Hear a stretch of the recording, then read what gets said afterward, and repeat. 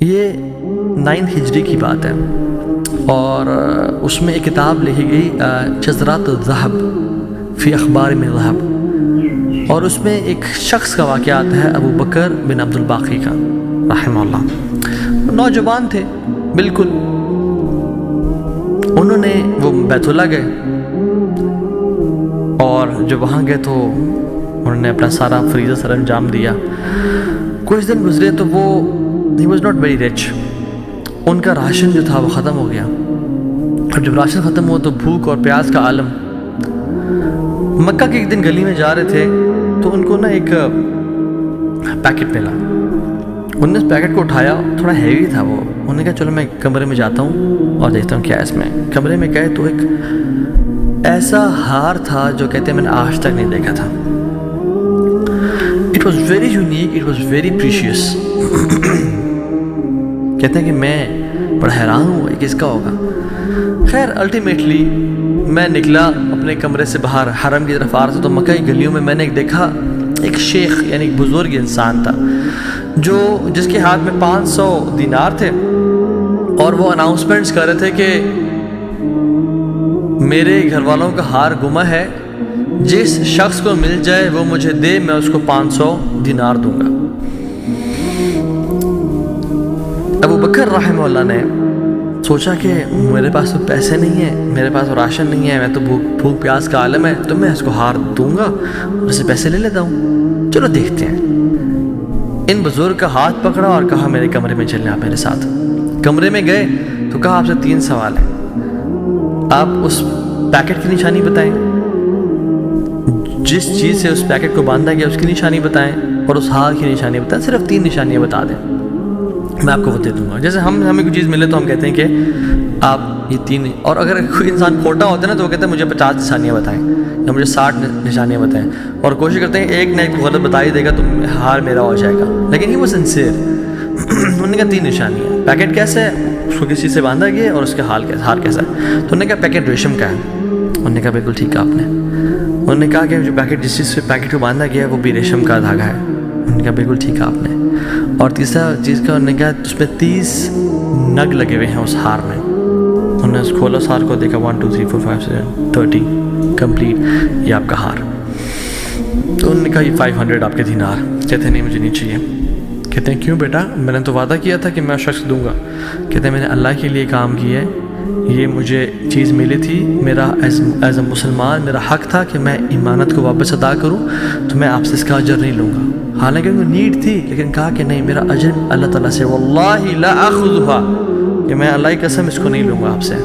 وہ بحث کرتے تھے کہ لو تم نے لینا ہے، وہ کہتے ہیں میں نہیں لینا آپ سے، آپ چلے جائیں، یہ میں نے اپنا امانت ادا کی ہے، میں نے کوئی احسان تو نہیں کیا آپ پہ۔ وہ بزرگ بڑا حیران ہو کہ یہ کیسا نوجوان ہے۔ خیر وہ چلے گئے۔ کچھ عرصے بعد ابو بکر بن عبد الباقی رحمہ اللہ کہتے ہیں کہ میں فائنینشلی اسٹیبل نہیں تھا، تو میں نکلا کچھ تجارت کرنے کے لیے۔ تو میں جس شپ پہ بیٹھا ہند کی طرف میں نے سفر کیا، سافرت الی الہند، میں ہند کی طرف جانے لگا۔ اور کہتے ہیں جب راستے میں تھا تو اتنے برے طوفان نے ہماری شپ کو ہٹ کیا کہ پانی شپ کے بیچ میں آ گیا اور لاگز بکھر گئے اور وہ کشتی ٹوٹ گئی۔ کچھ لوگ ڈوب گئے، کچھ لوگ چیز چلا رہے تھے۔ میرے ہاتھ میں ایک لکڑی کا بہت بڑا ووڈ لاگ لگا، لکڑی کا ایک پھٹا سا لگا، میں نے اس کو زور سے پکڑ لیا، وہ مجھے جو ہے نا وہ سلولی اینڈ گریجولی کنارے پہ لے آیا۔ میں جب اس آئی لینڈ پہ پہنچا تو دیکھا الحمدللہ وہاں پہ بالکل وہ ابینڈنڈ آئی لینڈ نہیں تھا، وہاں پہ لوگ آباد تھے۔ تو میں جب اندر گیا آئی لینڈ کی طرف اور دیکھا الحمدللہ مسلمان لوگ تھے، اور وہاں پہ مسجد بھی تھی اور گھر بھی بنے ہوئے تھے، تو کہتے ہیں میں سیدھا مسجد چلا گیا۔ ایسے لانگ سٹوری شارٹ کر کے بتاتا ہوں۔ مسجد میں کہتے ہیں میں جا کے قرآن پڑھنا شروع کر دیا۔ جب قرآن پڑھا تھا تو ایک مزدور آیا میرے پاس اور کہتا ہے کہ آپ تو بڑا پیارا قرآن پڑھتے ہیں، اور ہمارا تو اس آئی لینڈ پہ آپ کہاں سے آئے ہیں؟ ہمارا تو اس آئی لینڈ پہ یعنی کوئی اچھا قاری نہیں ہے موجود کہ جو قرآن ایسے پڑھے، ماشاء اللہ یو ریسائٹ بیوٹیفل قرآن، تو آپ ایک کام کریں، آپ پلیز میرے بچوں کو پڑھا دیں۔ سلولی اینڈ گریجولی لوگ آتے گئے اور ان کو اپنے بچے پڑھاتے گئے، اور وہ ابو بکر رحمہ اللہ اس مسجد کے بڑے نوبل شخص بن گئے کہ لوگ ڈیمانڈ تھی بہت زیادہ، قرآن پڑھ کسی کو آتا نہیں تھا، تو انہوں نے اپنے بچوں کو لایا اور لوگ بھی پڑھنا شروع ہو گئے، اور ان کو اس مسجد کا ایک طرح سے لیڈر بنا دیا کہ آپ اس کو رن کریں۔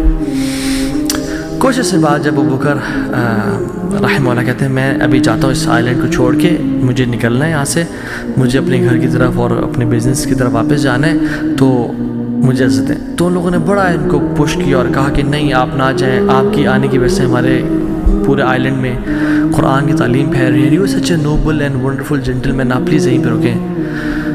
تو انہوں نے کہا کہ نہیں بھائی میری لائف ہے، میں نے شادی بھی کرنی ہے اور سب. کہتے ہیں ہم آپ کو یہاں پہ رہائش دیں گے، ہم آپ کو یہاں پہ شادی کرائیں گے آپ کی، آپ یہاں پہ رکیں. تو انہوں نے کہا چلو ٹھیک ہے، اگر میرا معاش کا سلسلہ چل پڑتا ہے قرآن کو پڑھا کے اور باقی کام شام کر کے اور مجھے گھر اور بیوی مل جاتی ہے تو I can think to live here. انہوں نے ان کی شادی کر دی ایک عورت سے اور کہا کہ یتیم لڑکی ہے اس سے آپ کی ہم شادی کرتے ہیں.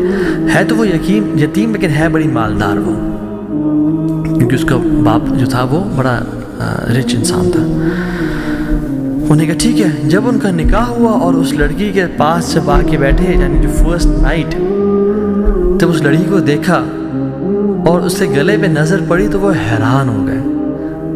یہ دیکھے کہ جو مکہ کی گلیوں میں ان کو جو ایک نیکلیس ملا تھا وہ اس لڑکی نے اپنے گلے میں پہنا ہوا ہے. وہ بڑے حیران اور پریشان ہو گئے. کچھ ٹائم بعد جب لوگوں نے پوچھا سب معاملات ٹھیک ہیں، سب سیٹ ہے، کوئی مسئلہ پریشانی تو نہیں، کہتے ہیں کہ سب ٹھیک ہے الحمدللہ. ایک چیز میرے ذہن میں ہے جس کا جواب نہیں ملا مجھے. کہتے ہیں کہ جو میری بیوی ہے، اور میں اسے پوچھ بھی نہیں سکا ابھی تک کیونکہ حیا اور شرمندگی ویسے کہ یہ تم نے کہاں سے ملا، because it's very expensive necklace. کہیں اس کو یہ لگے کہ میں لالچی انسان ہوں یا میری نظر اس کے نیکلیس پہ ہے. تو یہ نیکلیس اس کو کہاں سے ملا؟ مجھے تو مکہ کی گلیوں میں ملا تھا اور میں نے ایک بزرگ انسان کو دیا تھا. وہ لوگ کیا کرنا شروع ہو گئے، فَحَلِّلُوا وَكَبِّرُوا، وہ کہہ رہے لا الہ الا اللہ، اللہ اکبر اللہ اکبر کہنا شروع ہو گئے وہ لوگ. اور کہتے ہیں کہ تم وہ نوجوان ہو. کہتے ہیں کہ اس کا باپ جو اس علاقے کا ایک بڑا انسان تھا، وہ ہمارے پورے اس علاقے میں ایک کہانی سنایا کرتا تھا کہ ایک شخص مجھے ملا، اس شخص سے زیادہ نیک انسان میں نے آج تک نہیں دیکھا، اس سے زیادہ امانت دار شخص میں نے آج تک نہیں دیکھا. وہ ہمیں ایک لڑکی کی کہانی سنایا کرتا تھا کہ ایسے ایسے اس کو نیکلیس ملا، اس نے مجھ سے پیسے لیے اور مجھے وہ اتنا قیمتی ہار واپس دے دیا. اور وہ باپ اللہ کا نہیں کو دعا کیا کرتا کہ یا رب میری بیٹی کی شادی اس بندے سے کروا دے یا رب جس نے مجھے وہ ہار ڈھونڈ کے دیا تھا. اور آج آپ یہاں پہ آ گئے، اللہ تعالیٰ کیسے آپ کو یہاں پہ لے کے آیا. اور وہ بڑا حیران ہوئے کہ سبحان اللہ کس طرح سے انہوں نے ہار اللہ کے لیے دیا اور اس کا اجر صرف اللہ سے کی امید رکھی، اور اللہ تعالیٰ نے کہاں سے لا کے ان کو یہاں پہ ان کی شادی کروائی اور ان کی لائف کو سیٹل کیا اور ہار بھی ان کو واپس لوٹا دیا. اور سبحان اللہ انہوں نے کتنے دینار کو دھتکارا تھا اور ریجیکٹ کیا تھا، 500 دینار کو. کہتے ہیں کہ مجھے ایک ٹائم میں لائف کے ہمیں ضرورت پڑی ہسبینڈ وائف کو، تو ہم نے کہا کہ اس ہار کو بیچ دیتے ہیں. جب اس ہار کو ہم نے بیچا تو اس کے 5 لاکھ دینار ہمیں ملے، 5 لاکھ دینار اس کو ملے. یعنی سبحان اللہ 500 کو انکار کیا اور اللہ تعالیٰ نے 5 لاکھ دینار واپس کر دیے. ہار بھی دے دیا، ہار والی بھی دے دی، سیٹل بھی کر دیا لائف کو. ان اللہ علی کل شیء قدیر، اللہ تعالیٰ ہر چیز پر قادر ہے، اس کے لیے کچھ مشکل نہیں ہے میرے بھائی اور میری بہنوں. آپ کی لائف میں پریشانیاں ہیں، مشکلات ہیں، زندگی تنگ ہے، آپ اللہ کو اس کے ناموں سے پکاریں، آپ اپنی نیت ٹھیک کریں، آپ اپنے اجر کا سوال لوگوں سے نہ کریں، صرف اللہ سے امید رکھیں، پھر دیکھیں آپ کی زندگی کس طرح سے آسان ہوتی ہے. آج بھی وہ اپنے رحمت خزانے کھول سکتا ہے اور قدرت کی دریا بہا سکتا ہے، اور ہماری زندگی میں ہماری جو مشکلات ہیں، پریشانی ہیں، وہ دور کر سکتا ہے. بس ہم نے کرنا کیا ہے، ہم نے گناہوں سے بچنا ہے، ہم نے نیت صاف کرنی ہے، ہم نے حرام سے بچنا ہے.